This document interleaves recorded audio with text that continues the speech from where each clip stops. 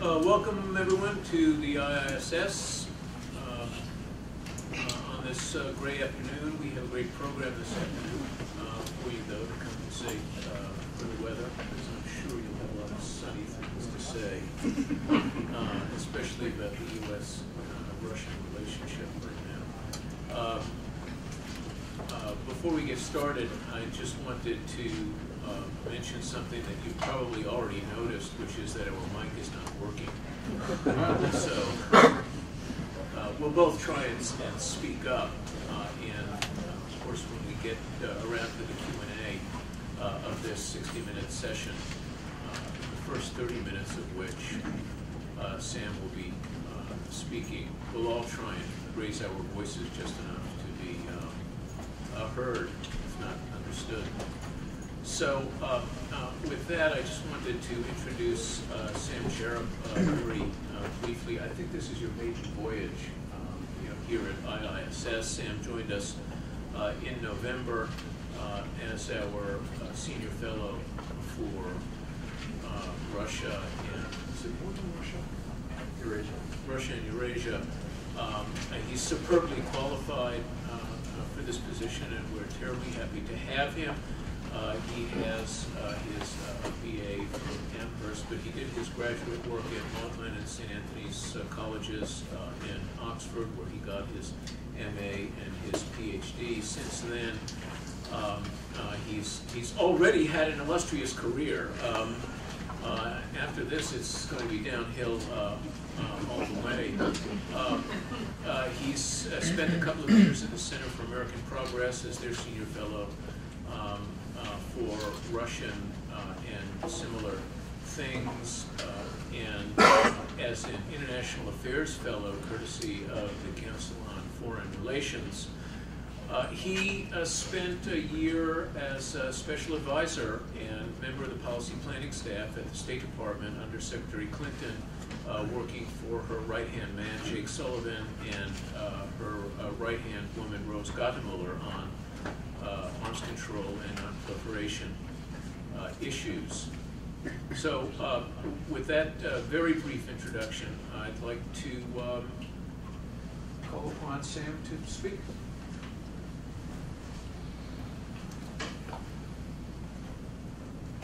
This one also not working. Thank you, Steve, for that introduction, and thank you all for coming here today. As Steve mentioned, I came to the IISS after a year's sojourn at the State Department.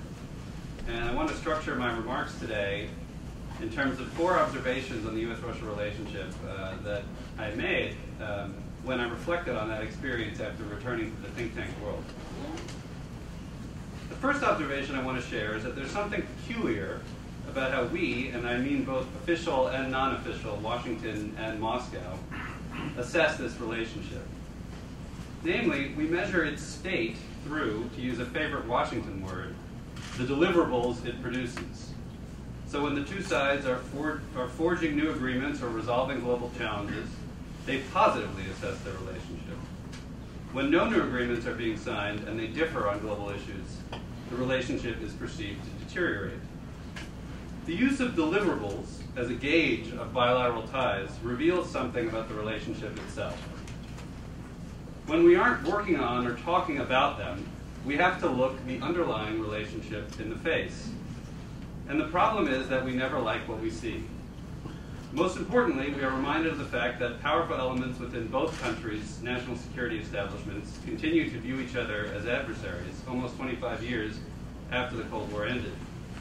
We see that in the rudimentary lack of trust between them, as well as the persistence of mutually assured destruction as the paradigm that defines the nuclear relationship. If we take the current dispute over missile defense as an example, we have a situation when Russia is essentially asking for guarantees that it can effectively annihilate the United States even after Washington decides to take out Russia's entire nuclear arsenal. It puts U.S. officials in the awkward position of reassuring Moscow that, yes, don't worry, you can still destroy us, even if we were to try to surreptitiously neutralize your hundreds of deployed strategic nuclear weapons. Now, whatever you think about the policy, the very fact that we're having that kind of a dialogue speaks volumes about mutual suspicion of intentions. Without those deliverables, we're also reminded of Washington's view about what Russia's post-Soviet political development was supposed to be, and of the Russian reality that refuses to conform to those expectations. We're further reminded of U.S. discomfort with Russia's relationships in its neighborhood, some of which is warranted, but sometimes verges on paranoia. Without deliverables, we're also reminded of the anemic economic ties between the two countries and the resulting lack of strong voices in the business communities dedicated to the relationship. The Obama administration's reset policy, despite all the deliverables that I will describe, did not alter these rather fundamental problems with the relationship. Addressing these problems is exceptionally difficult and fraught with political risks on both sides. But unless they are addressed, the relationship will retain more elements of competition and less of cooperation than is warranted perhaps by an objective, to use a favorite Russian word, assessment of the two countries' interests. Second observation I want to share reflecting upon my year of government service was that 2009 to 2011, that period, was perhaps the most productive one in terms of cooperation between the two countries since the collapse of the Soviet Union. And that was mostly, and that change, the reason why that period began, I think, was most directly the result of the change of administrations in Washington. The term used to describe the U.S.-Russia relationship in that period, the reset, is really more accurately a description of how the Obama administration changed U.S. policy toward Russia upon taking office. Bush administration Russia policy, especially in the second term, was characterized by a cocktail of neglect of the relationship on the one hand, and attempts to influence Russian policies by linking related issues on the other. The Obama administration, by contrast, had a lot of business it wanted to do with Russia, and made a decision to avoid linkages of unrelated issues, which were judged to have been counterproductive based on the Bush administration's track record. That meant that the administration did not let problems in the relationship on certain issues preclude cooperation on others. The premise being that there's nothing to gain by cutting off cooperation on one issue when there are problems on another. It also meant they weren't going to bargain away unrelated issues for the sake of cooperation with Russia.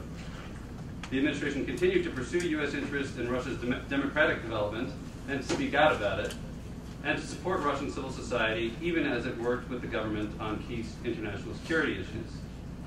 And the Obama administration also, headlines to the contrary notwithstanding, did not let engagement with Russia affect relations with U.S. allies or other partners in Europe and Eurasia. Now, we can debate whether there's a more effective Russia policy, but there's no debating that the reset produced results in that 2009 to 2011 period. I'll give just a quick list here. I know my time is limited, and I'd like to move to have a discussion today. But the landmark New START Strategic Arms Control Agreement, the 123 Agreement on Civil Nuclear Cooperation, cooperation on Afghanistan transit, including the Northern Distribution Network and over 2,500 flights crossing Russian airspace, carrying over 460,000 U.S. military personnel to the region, an agreement to safely dispose of enough weapons-grade plutonium for 17,000 nuclear warheads, close cooperation on reining in Iran's nuclear ambitions, including unprecedentedly comprehensive UN Security Council sanctions, and work towards a diplomatic solution to P5+1, as well as cancellation of the S-300 sale, Russian WTO membership after 18 years of hard work, an agreement on visas that makes it easier for both Americans and Russians to visit and do business in each other's countries, increased counterterrorism and counter-narcotics cooperation, and the list goes on. But the third reflection that I want to share with you today perhaps will not come as a surprise. By any measure, deliverables or otherwise, the relationship has in fact deteriorated significantly over the past year and could well get worse. There are a number of reasons why. Most importantly, the flood of deliverables slowed to a trickle. That's in part because there were so many in the first few years of the reset, and the pace simply could not be sustained. I hesitate to call those that were achieved low-hanging fruit, given how much hard work went into achieving them, and how many of them seemed impossible in 2008. But they certainly hang lower than the issues on the agenda today, such as missile defense. Further, the major global issues of the day, particularly Syria, expose sharp divides between the U.S. modus operandi in the international system and the Russian modus operandi. That was not the case with the major issues on the agenda in 2009-2011, like Afghanistan and the financial crisis. Clearly, Putin's return has had a negative impact on the relationship as well. Initially, the effects of his return were indirect, because it wasn't that Putin sought initially to worsen the relationship, but he demonstrated no interest in investing in it. This was a major departure from his predecessor, Dmitry Medvedev, who could point to improved ties with Washington as one of the few accomplishments that were his own doing. Putin also signaled in a number of ways, beginning with the no-show at the G8 meeting, that relations with the U.S. were not one of his foreign policy priorities. Finally, although history shows him not to be ideologically opposed to cooperating with the U.S., Putin is, to be diplomatic, fed up with certain aspects of U.S. foreign policy, such as perceived meddling in Russian domestic politics or the toppling of sitting governments. The direct impact has come from his clear intent, as recent events have shown, to signal that frustration to Washington in no uncertain terms. Putin's actions to slam shut the opening in Russian public life that has emerged in recent years also drag down the relationship, because it's simply more complicated for any U.S. administration to do business with Russia under those circumstances. The fourth reflection on U.S.-Russia relations that I want to share today relates to one of the hypotheses that guided the Obama administration's reset, namely that increasing the number of deliverables and broadening the relationship through the bilateral presidential commission and other means would allow the two countries to, if not reach resolution on their long-standing disagreements, then at least make progress on them. This hypothesis, to use an academic euphemism, has been falsified by recent events. So why did that long laundry list of deliverables fail to create the conditions for addressing the underlying problems? And here I would suggest three reasons. The first has to do with Russian domestic politics. Essentially, the past 12 to 18 months have seen the foundational pillar of the political system, namely consistently high levels of popular support for the leadership, begin to crumble. Some analysts, particularly Mikhail Dmitriev, saw the trend in focus groups as early as 2 years ago, but the problem came to the surface when Vladimir Putin decided to run for the presidency again in the now infamous castling move. I had to learn a chess term, and I translated to Russian on that one, announced on September 24th, 2011. That move delegitimized the Russian political system in the eyes of Russia's most creative and talented in the urban middle class. Putin lost those voters, many of whom used to support him, and that transformed the so-called Putin majority, which was a coalition of those economically dynamic Russians on the one hand, and government employees, beneficiaries of the state like pensioners, and the rural heartland voters on the other, into a more reactionary, paternalistic Putin plurality. And therefore, to win by the numbers he won by, he not only had to win dirty, but also to rely on anti-Americanism in his campaign in order to mobilize this more narrow supporter base. Antagonism toward the U.S. has also been an extremely effective means of creating the siege mentality that allows the government to label its political opponents as traitors. We saw this in 2007, 2008, at another low point in U.S.-Russia relations, and we're seeing it again now. In short, as a result of its increasingly fraught domestic political environment, the Russian leadership often sees the bilateral relationship as a tool of domestic politics, rather than an end in itself, or even as a means of addressing global challenges that are relevant to Russia. At those moments, the reset period's track record of cooperation seems to be quickly forgotten. A second reason why I think that hypothesis of the reset was falsified is that on both sides there are powerful groups who weren't involved in the joint work of the reset and who therefore did not become stakeholders in its success. On the U.S. side, one such group consists of those members of Congress and senators who pushed to link the Sergei Magnitsky Rule of Law Accountability Act of 2012 to the legislation granting Russia permanent normal trade relations, which the U.S. was compelled to do following Russia's WTO membership. There's no debating that the death of the young lawyer in pretrial detention in a Moscow prison in November 2009 was a horrific crime, with serious implications for the development of the rule of law in post-Soviet Russia. Congress has every right to be concerned. There is a question, however, about whether this was the most effective legislative response. Personally, I have my doubts. But for my purposes today, I think it's enough to note that those pushing this outcome were made aware that the bilateral relationship would suffer as a result, and were not moved by that logic. The broader lesson is that the foreign policymakers of the two governments do not operate in a vacuum. Other actors and groups in their polities that have little at stake in maintaining the relationship can and do have an impact on it, and generally a negative one. A third reason why the reset deliverables didn't transform the relationship is that the long-standing disagreements must be worked simultaneously.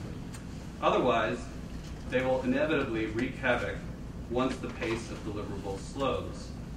In this context, you can think of U.S.-Russia relations like a car driving up a steep incline with a busted set of brakes. The gas, to follow the analogy, are the deliverables. As soon as they run out, the car starts rolling backwards down that incline. Installing brakes, or making the relationship sustainable even during those periods when the sides are not churning out new agreements, would necessitate that long-standing irritants be addressed in some way. That certainly won't be easy, and I'm not going to stand here today and pretend that I have the solution to disagreements on issues as wide-ranging as NATO enlargement, to international intervention, to Russia's domestic politics. But I will say that the way both Moscow and Washington conduct diplomacy often exacerbates these irritants. Both sides could do much better at taking seriously the other's concerns and stated requests. And public rhetoric coming from senior officials could easily be dialed down several notches. I want to end on a somewhat positive note. The paradox of the past few months is that despite all the bad news, we're still a far cry from the state of the relationship in late 2008. It's important to remember that during the conflict in Georgia that August, according to published accounts, the Principals Committee, which includes the President and other senior decision makers, considered the possibility of using military force to prevent Russia from continuing its assault on Georgia. Bombardment of the tunnel that Russian troops used to move into South Ossetia and other quote-unquote surgical strikes were among the options discussed and then rejected. The fact that the highest levels of U.S. decision makers in the U.S. government even discussed military action against the only nuclear superpower is profoundly disturbing, or at least to me. Apparently not to everyone, though. One of Vice President Cheney's former aides told a reporter in 2010 that he remains unsure, quote, whether or not use of force should have been more seriously considered, unquote. Thankfully, his bosses thought differently. Such a conversation at a Principals Committee seems far removed from today's U.S.-Russia relationship, which featured 17 joint bilateral military exercises last year. I have a fair amount of confidence that we won't return to the tensions of 2008 in Obama's second term. There will be strong shared incentives pushing the two countries to cooperate. The most prominent are the ongoing P5+1 process on Iran's nuclear program and stabilization in Afghanistan. Both sides have also committed to focusing on boosting investment and trade, another clear win-win, although not an issue that the U.S. government can control. And for the Obama administration, making good on the president's Prague agenda remains a priority. So we should expect a U.S. proposal on one or more of the three categories of nuclear weapons identified by the president in his letter to the Senate during New START ratification. But even if the sides are able to find a solution to the missile defense dilemma, which appears to be a prerequisite for progress on reductions for the Russians, the next bilateral arms control deal could be significantly harder than New START, which, as I learned from those involved during my year at State, was by no means easy to negotiate. The expiration of START 1 on December 5th, 2009, and with it, the end of mutual verification and the crucial confidence that it builds, was a powerful incentive for both sides to reach a deal.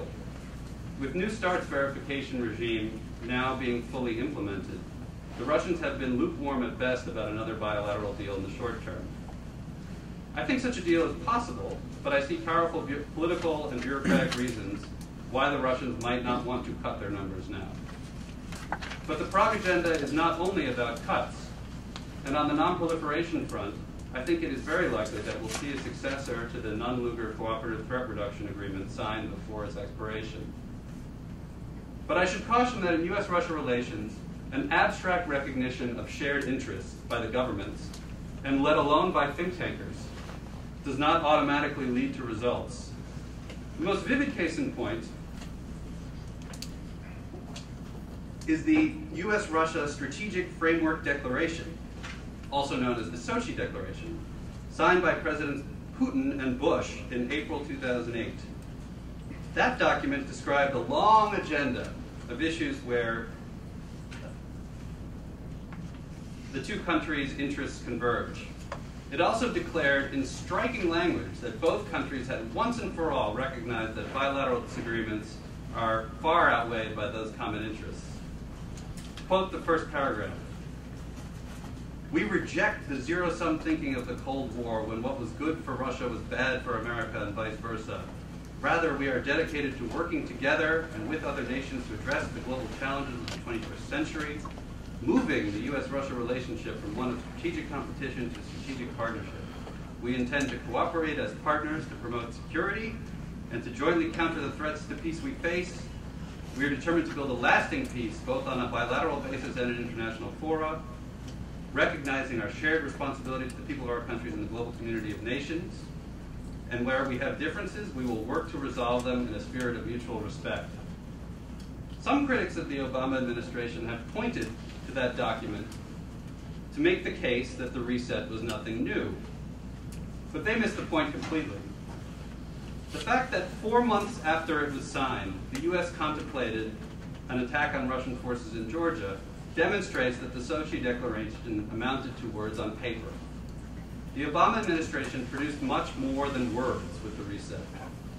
But I'm afraid that until the underlying problems in the relationship are addressed, until brakes are installed on that car, downswings like the one we're seeing now are inevitable. Thank you very much.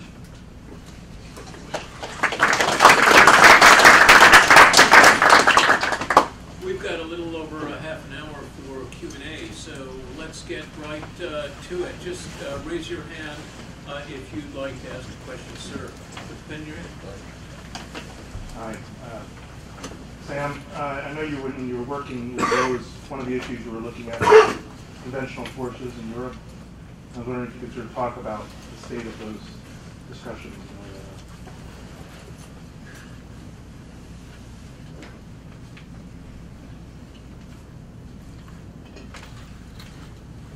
You really know how to put me on the spot. Is it? I don't know. I think you're in any case, as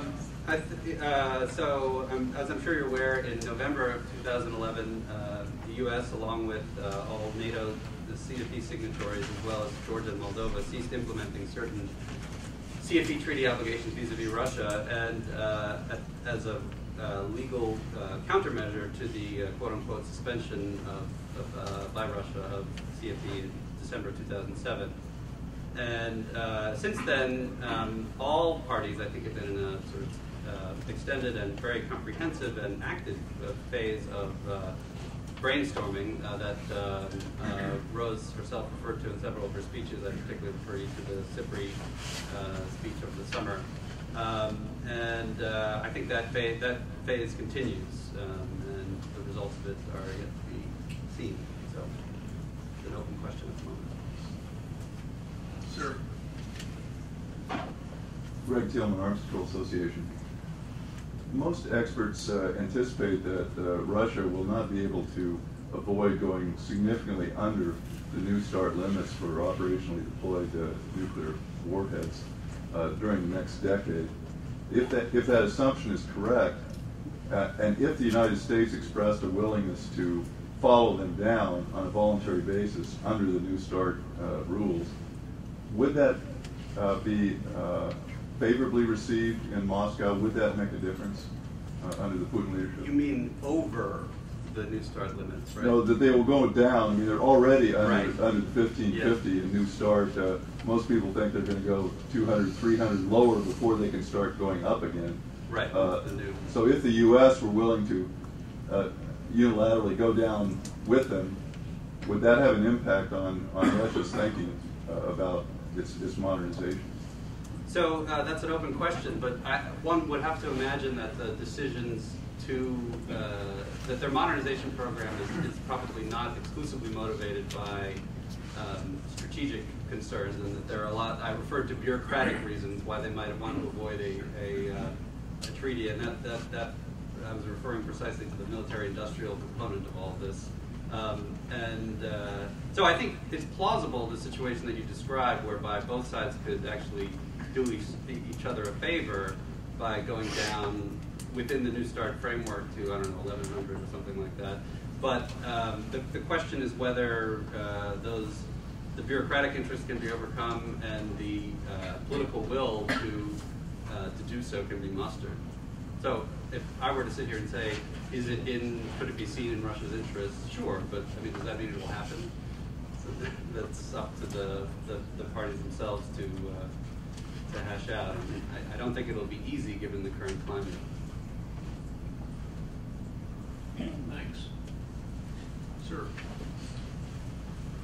Mike Pacetic, PBS Online NewsHour. I don't know whether this is in your ambit, but can you speculate to what extent the changing energy situation, particularly what's going to happen with energy prices in the United States, going to affect the relationship?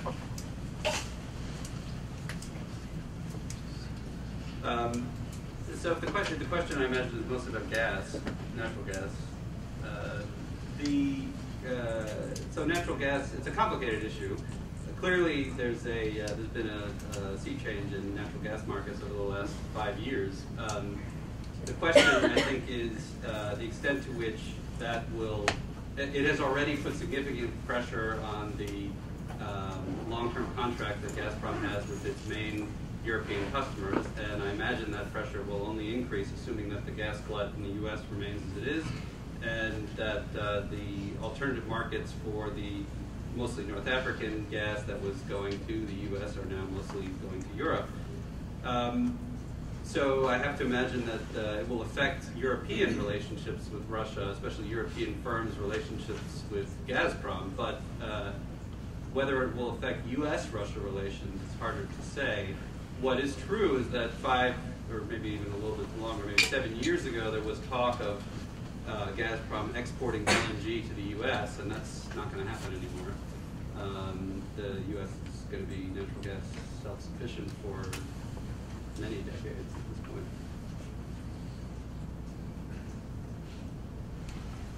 Further questions? Sir. Thanks. Corey Welter, Russian University. I want to ask a little more about Iran, Sam. Iran's always one of the bullet points in the accomplishments of the reset, and I understand that Russia did some things that were in our interest, like canceling its 300s and participating in the UN sanctions. But then after that, they were very happy with the level of sanctions that we were imposing. Europeans, I can't imagine we were too happy with the Russian criticism, but were we satisfied with the Russian response? Do we want more? Why is this really considered to be such a home in the East? So,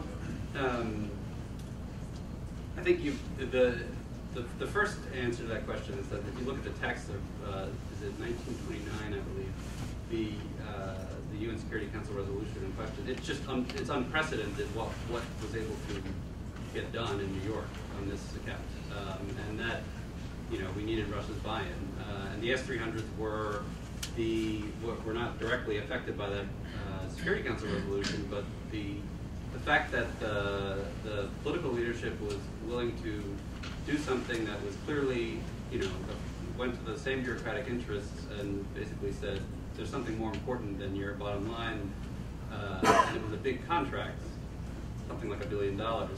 So, and if it had been delivered, it would have been, severely destabilizing.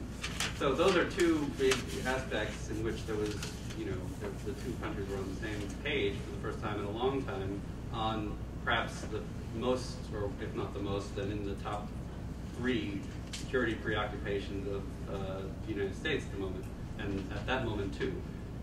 What's happened since then is a little bit of a different story. So there's one of the key emerging fault lines, I would say, between the way the U.S. and Russia do business in the international arena these days is on sanctions, and specifically on the use of U.S. unilateral sanctions extraterritorially. This is something that the Russians do not like at all, and have said so quite explicitly. And it is to a certain extent unprecedented. And I heard there's in Moscow in December, the term I heard was they're being churned out like a rabid printer. A printer that's lost its mind.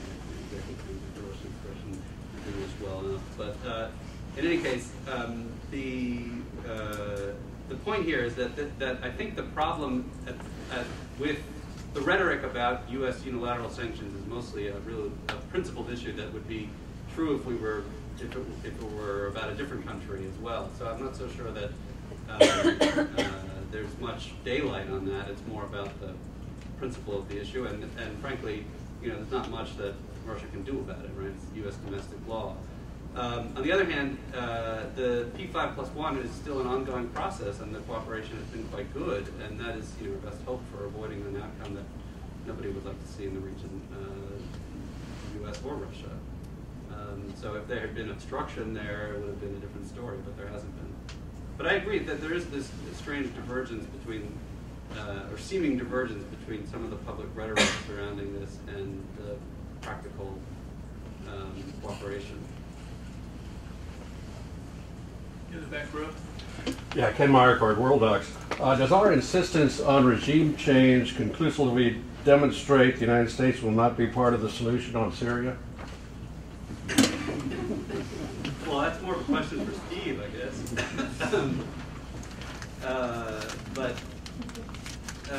Well, that's a good, actually, I have a forthcoming survival piece where the argument made in that he's turning from Steve, you recognize the language from the op-ed that I had about a couple of weeks ago in the International Herald Tribune on its head.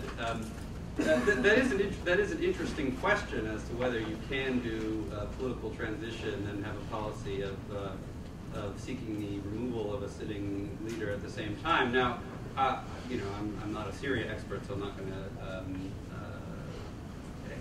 to. On the other hand, though, we're at a point where it's clear from, or it has been for a while, that the kind of that without that, you don't get the opposition to the negotiating table. So it's a bit of a catch-22. I don't know if you have anything to add on that, Steve. No, it's the 22nd catch. It is.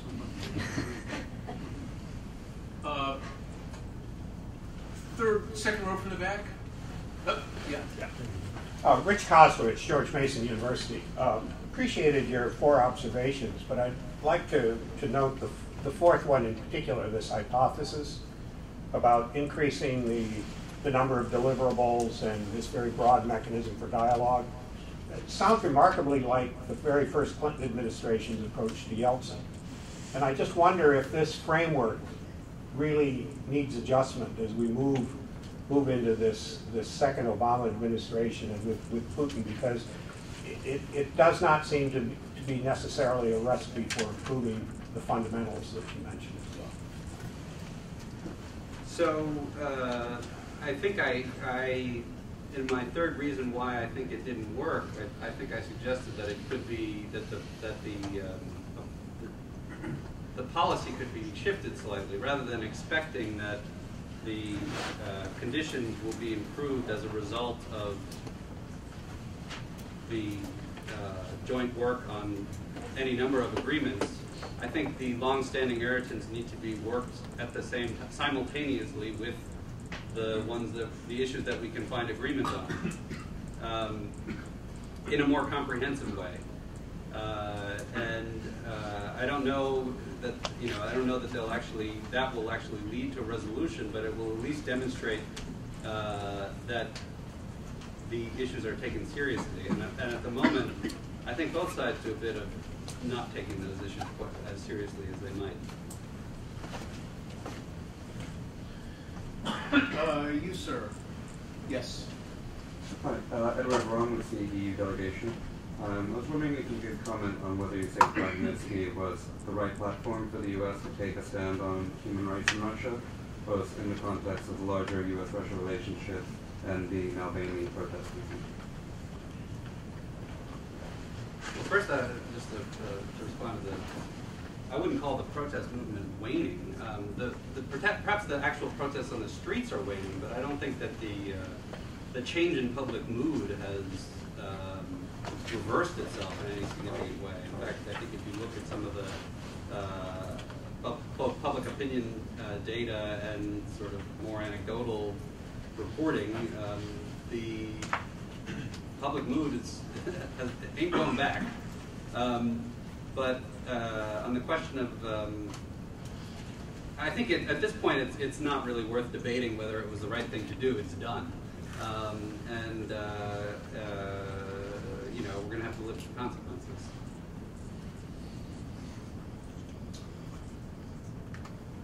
There were some more questions, sir. Thank you, sir. Armen Sakian with the European Institute. My question is regarding the Eurasian Economic Community and the Galactic Security Treaty Organization that Russia, and especially Putin more recently, has been starting to push forward.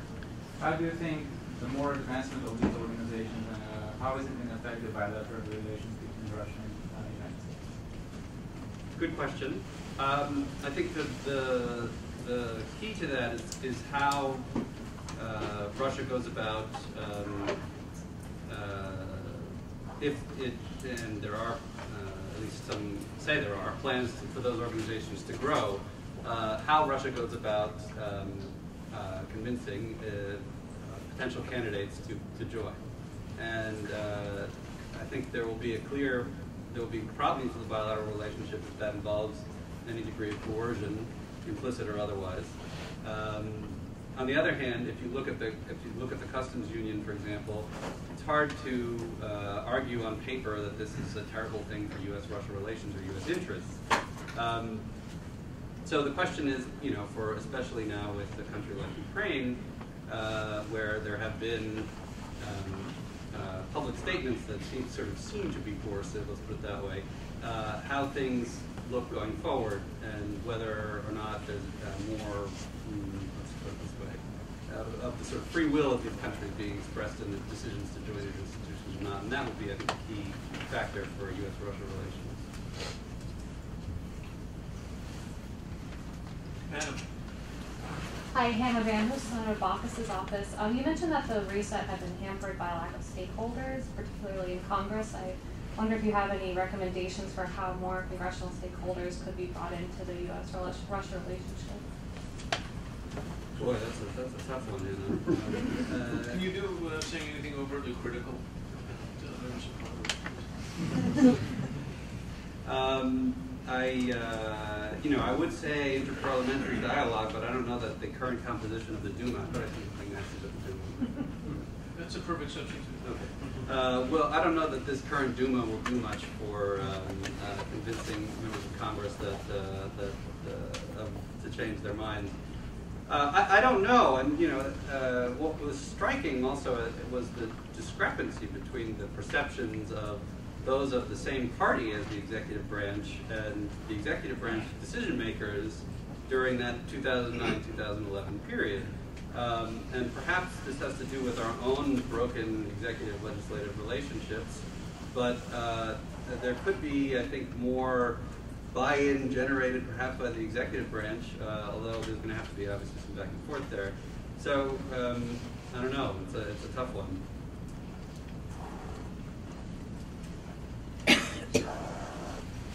Bill Mouse from Georgetown University. My question is, I noticed the topic of U.S. promotion of human rights in Russia didn't really come up much in your talk, and if it were to fit in your rubric, it would probably be under the category of long-standing irritants to the relationship. Do you think that there is a place for that in U.S. policy towards Russia? If so, what's the best way for the U.S. to go about it?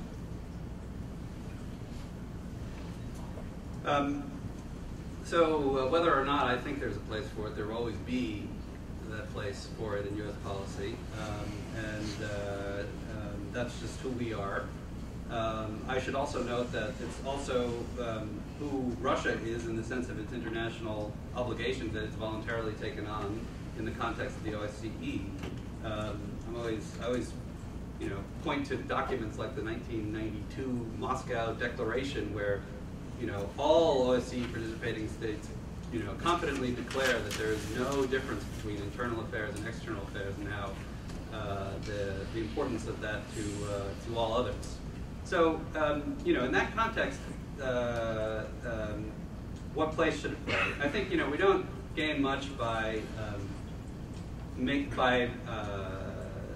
the first answer to that question is about what role do tensions on the other issues play in terms of Russia's own domestic development. And I think that we saw with the reset in 2009, 2011, it correlated with, I don't know if it was a causal relationship, but a significant opening in Russian public life that was not present in 2007, 2008, say. And I talked a little bit about this, but I do think that not being able to label people who disagree traitors in the context of it becomes possible when U.S.-Russia tensions are low. And there is, in fact, the opposite, perhaps more cooperation. So I think the first answer is you have a good U.S.-Russia relationship, right? And then as far as the concrete tools that are employed, I think we're going to have to, obviously, with the closure of USAID, be doing business differently in this regard. There is a whole lot of interesting and new developments going on in Russian civil society itself, and we should be, taking note of that and seeing where and if, U.S. can help.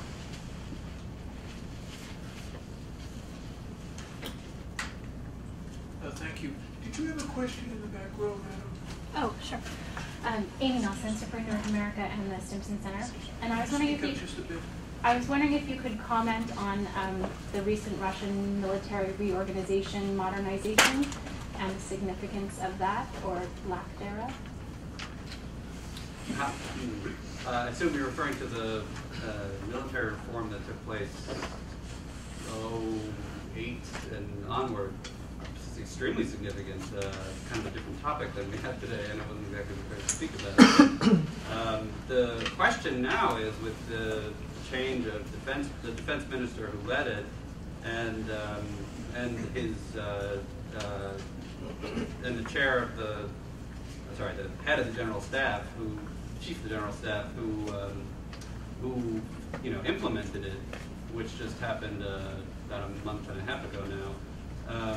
Whether it will be continued, and there are some signs that some of it is being rolled back at the moment. How far it is rolled back, we'll have to see. I have to believe, though, that because it very much reflected not just the minister and the chief of the general staff's desires, it was very much something that the political leadership wanted too, that it will continue, perhaps in a modified form. Sir. John Parker, INSS, NBU. Putin recently hosted the APEC summit in Vladivostok. As the U.S. does its pivot towards Asia, do Russia and the U.S. have common interest in the Asia-Pacific region? Well, I'm glad you asked that question, John. That is one thing that I would like to focus on in my own research here at the IISS, and to leverage our significant now presence in the Asia-Pacific region with our growing Singapore office and the Shangri-La Dialogue for that purpose. It is my view that it is an explored avenue in what is largely proclaimed as the future of U.S. foreign policy, the focus of U.S. foreign policy, namely the Asia-Pacific. It's as if when people talk about the pivot or now the rebalancing, that Russia doesn't exist as a Pacific power, and I think that is an oversight. Now, in the past, I think Russia has, and continues to a certain extent, punched below its weight in the region, in the Asia-Pacific. But that won't last forever and need not be that way in perpetuity either. So I think going forward, it's going to be, it is one potential area where U.S.-Russia cooperation could certainly be deepened, and I think there's a wide scope for that. I think you saw some hints at that beginning over the summer with the first Russian participation in the multilateral military exercises that the U.S. hosts every year in the Asia-Pacific, RIMPAC. Although, they also had 2 joint exercises with the Chinese as well. So I think going forward, this is going to be I hope that this is more of an issue in the bilateral relationship, in part because I think that there are long-term interests that do converge, but thinking that, identifying them, recognizing that is not enough, clearly, that we need to have some more sustained engagement on that, and that we haven't seen so far. Thank you. Question Brick, Mr. Estonia. Sam, I would like to ask you regarding the Afghanistan transit that you mentioned as one of the pillars of the reset. Russia arguably has benefited from U.S. and allies being in Afghanistan security-wise, but also financially when it comes to the transit agreements. Same time, I think they perceive the transit and particularly the retrograde transit as a lever that they can possibly use. So how strong the bargaining chip you consider it vis-a-vis the U.S. when keeping in mind the problems that we had in Pakistan and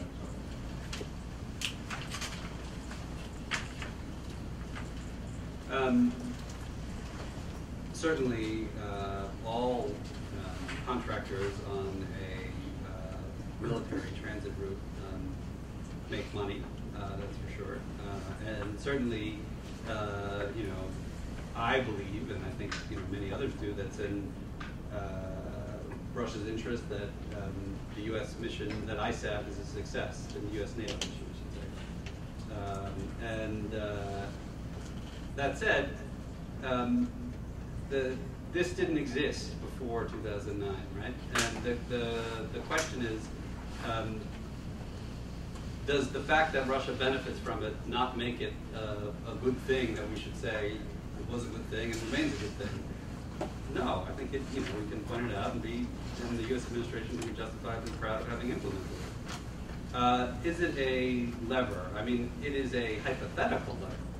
I haven't seen any indications that it would be used as such, and perhaps precisely for the reasons that you mentioned. It's in Russia's interest that the U.S. mission, the NATO mission, be a success, and therefore one would have to assume that we would be in a really bad situation if that were used as a lever in the bilateral relationship or in relation with NATO.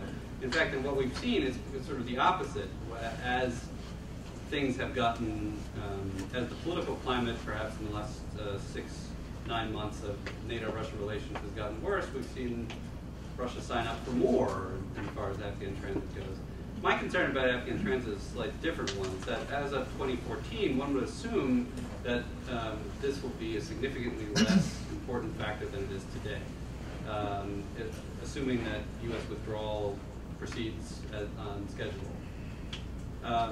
We'll then be left with our Afghanistan engagement, and I think NATO's as well, with Russia has been transit-centric, to put it.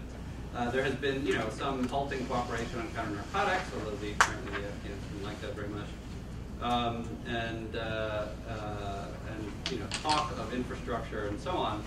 But I think we're going to be facing a significant challenge in both Afghanistan and Central Asia, post-Soviet Central Asia, after 2014, and maintaining whatever gains that we will leave Afghanistan having created.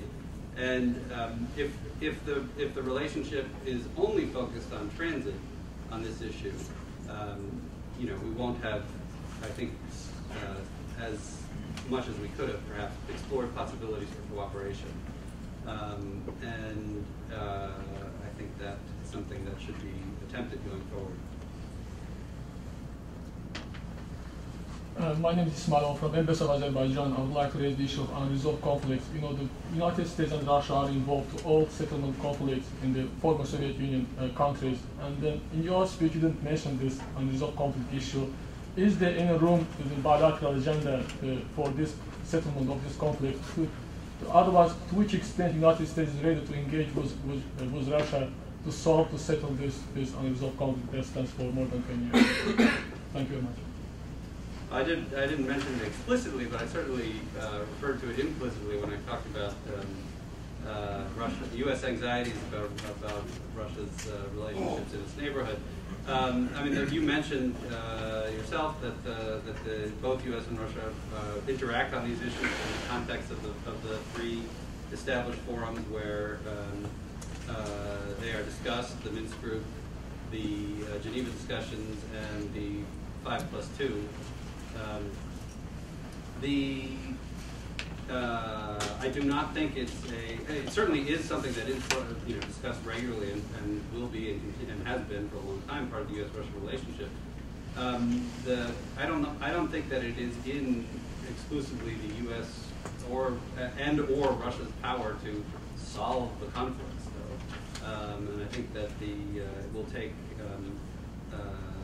political will from the parties involved as well. So I don't think that the great power deals can fix these kind of long-standing both territorial and ethnic conflicts.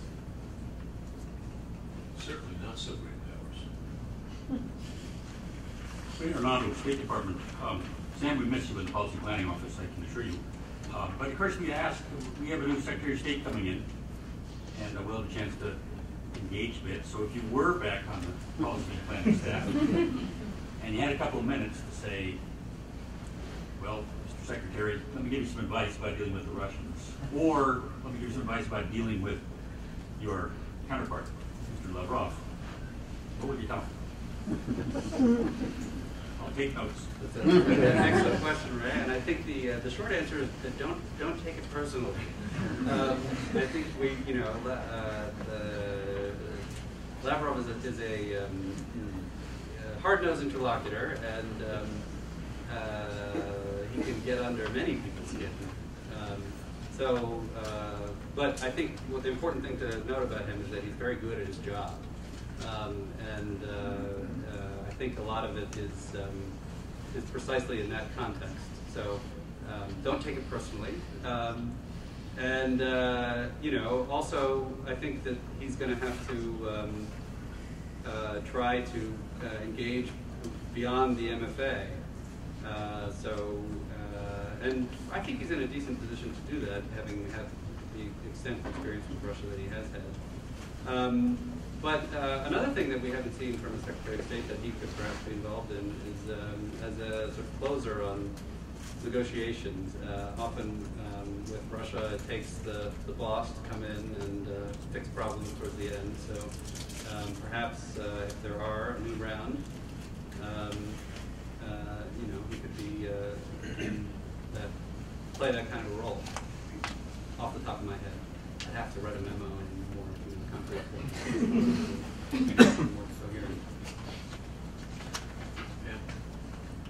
Sherry Daniels, I'm from the State Department. So my question is, you mentioned the economic relationship, trade and investment. I think it was one of the goals, or is still a goal, of the overall relationship, trying to provide some sort of stability that is in each country's interest, even when these other things are not going so well. Is there some possibility, and is there enough at stake in the economic relationship for you to say that this would actually help on the other issues or provide some sort of stability in bad times? Or would it be, and how would it be seen by civil society in Russia if government were trying to expand trade when in fact it looked like we were trying to capitalize on something? I think the problem with that is again, the timing in terms of making it, creating stakeholders will be, it seems to me, a long-term one, given how minuscule the bilateral trade turnover is right now. So there's certainly a lot of room for expanding that turnover, and over time that might create those kinds of stakeholders. But one would have to imagine that that's not going to be a 2-year process or a 4-year process, even if tomorrow magically we agree on a bilateral investment treaty, and Russia's fully implementing all of its WTO commitments, and there's peace on earth. So I think the indirect impact of that economic relationship will, even if it is expanded, will come over time. That doesn't mean it's not worth investing in, though, and I think both for reasons that have nothing to do with the U.S.-Russia relationship, namely, the U.S. economic recovery, it's something that's deeply in U.S. national interest. As for how Russian civil society will view it, I think that there is, given the extent to which the brand USA is not associated with anything particularly negative in Russia, I think in the context of the politics that you're referring to, I think implicitly, I can't imagine that would elicit any sort of significantly negative backlash if it's about facilitating the private sector doing its own thing. At the end of the day, it's not the U.S. government that does the trade or the investment. Regrettably, we are out of time. I'd like to thank Sam for his remarkably adroit handling of a remarkably wide range of issues. So let's give him a big hand.